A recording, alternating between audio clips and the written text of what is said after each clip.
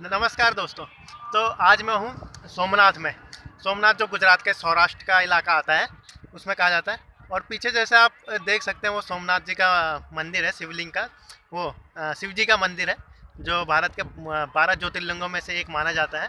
अब वहाँ अंदर तो कैमरा वैमरा ले जाने की पाबंदी है, इसलिए यहीं से दिखाना पड़ रहा है। वो रहा पीछे, अगर दिख रहा होगा ये यहाँ पे। तो बाकी मैं यहाँ पे आ रखा हूँ, यहाँ पे ये समुद्र का बीच है यहाँ पे। तो वो चीज़ है यहाँ पे। अब आगे यहाँ पे देख सकते हैं सवारी ववारी है, ये बहुत सी चीज़ें हैं। ऊँट ऊँट ऊँट की सवारी है यहाँ पे। और ये इधर अरब सागर है यहाँ पे। हम्म, इधर को धूप पड़ रही, इधर से दिख नहीं रहा होगा। अब बाकी यहाँ पे बहुत सारे मंदिर हैं। बाकी अगर मैं मंदिर की बात करूँ, सोमनाथ मंदिर की, तो वहाँ पे बहुत अच्छा है, एकदम प्रांगण बहुत फैला हुआ है उसका। और अंदर जो है उसमें लिंग है, शिवलिंग जैसे देखा होगा आप लोगों ने फोटो में कहीं। बाकी अंदर की जो जहाँ पे शिवलिंग है उसके आजू बाजू में पूरा सोने का बना रखा है वो। उसकी लेयर बना रखी है सोने की, परत परत दर परत आजू पास में।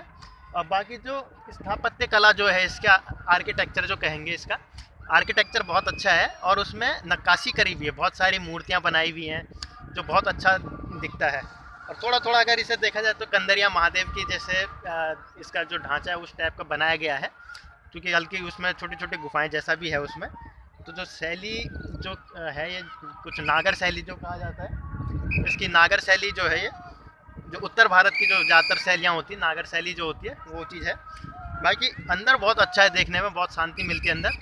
और अंदर वहाँ पे क्या है, शाम के टाइम पे लाइटनिंग शो भी होते हैं, तो वो देखा जा सकता है। शाम के टाइम पे लाइटनिंग शो होते हैं, उसमें रोशनी से नहाया जाता है और भजन लगाए जाते हैं। बाकी वहाँ आर्ट गैलरी भी है एक, उसमें आर्ट गैलरी में ये है कि शिव जी, शिवलिंग, भगवान की मूर्तियाँ बना रखी है बहुत। और वहाँ पे जो शिव जी के 12 ज्योतिर्लिंग है उनके बारे में भी पूरी जानकारी दी गई है, उनके बारे में पूरा बताया गया है, कहाँ पे क्या है, कहाँ पे क्या है, इस टाइप से। और बाकी अब हाँ, बाकी जो यहाँ से समुद्र के पास है ये सोमनाथ मंदिर, तो यहाँ से समुद्र का करीबन 180 डिग्री व्यू मतलब देखा जा सकता है। लगभग पूरब से पश्चिम तक पूरा समुद्र दिखाई देता है, पूरा दक्षिण वाला इलाका भी कह सकते हैं, पूरब दक्षिण और मतलब पश्चिम तक का लगभग 180 डिग्री के आसपास जो देखा जा सकता है। और अब बात करते हैं सोमनाथ की मंदिर के बारे में जी, क्या कहा जाता है। तो मंदिर का निर्माण नहीं, मंदिर के बारे में कहा जाता है कि ये, इसकी जो सबसे पहले पता चलता है, ये वेद पुराणों में इसकी एक कहानी पता चलती है कि जो चांद था, जो चंद्रदेव हैं जो, तो उसमें उनकी जो, उन्होंने राजा दक्ष जो थे उनकी 27 बेटियों से शादी की थी। तो उनमें से उन तो हाँ, 27 में से जो एक बेटी थी रोहिणी, उनका उनके प्रति लगाव बहुत था। और जो बाकी 26 जो और बेटियां थी दक्ष की, उनके प्रति उनका लगाव उतना ज़्यादा नहीं था। तो इस वजह से दक्ष ने उन्हें श्राप दिया कि जैसे आप मेरी बेटियों का ख्याल नहीं रखते, वैसे आपका जो रूप सौंदर्य ये छिन जाएगा। तो उसके प्रभाव से वो चंद्रदेव फीके हो जाते हैं, उनकी रोशनी में वो बात नहीं रहती है। फिर क्या करते, वो इस स्थान पे सोमनाथ की, यहाँ जहाँ मंदिर यहाँ है सोमनाथ में, उन्होंने शिव जी की तपस्या करी थी उन्होंने।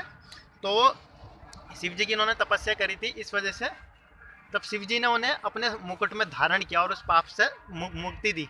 मतलब मुक्ति तो नहीं कहेंगे, थोड़ा उस श्राप को कर दिया था कम। तो उसमें फिर क्या होता है कि चंद्रदेव वो हो जाते हैं, जैसे घटता बढ़ते रहते हैं चांद की, एक तरफ जब पूर्णिमा की तरफ जाते हैं तो ज़्यादा होता है साइज, फिर अमावस की तरफ आते तो कम होता है।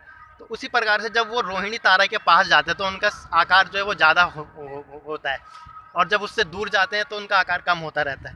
तो इस वजह से शिव की आराधना, मतलब यहाँ एक वैदिक काल की कहानी ये आती है यहाँ पे। तो शिव जी ने उन्हें मुक्त किया था इस चीज़ से।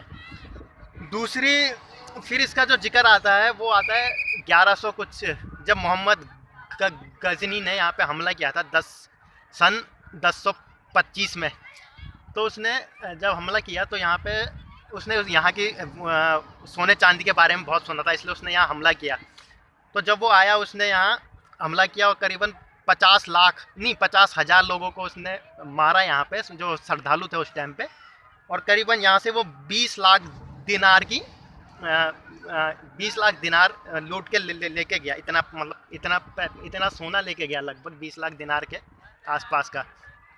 बाकी उसने शिवलिंग को तोड़ा और उसकी जगह पे एक मॉस्क्यू मस्जिद वो कर दी थी, बना दी थी।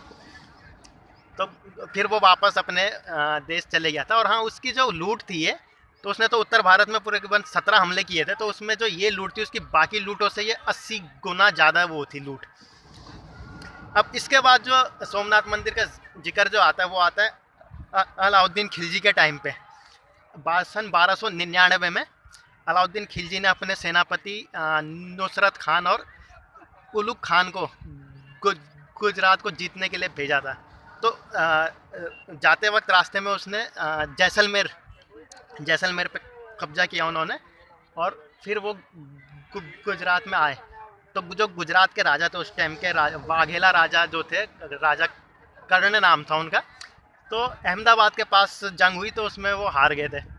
उसके बाद क्या हुआ, वो तो अपनी बेटी के साथ, देवल देवी जो उनकी बेटी थी उसके साथ वो देवगिरी के राजा के वहाँ शरण में चले गए थे।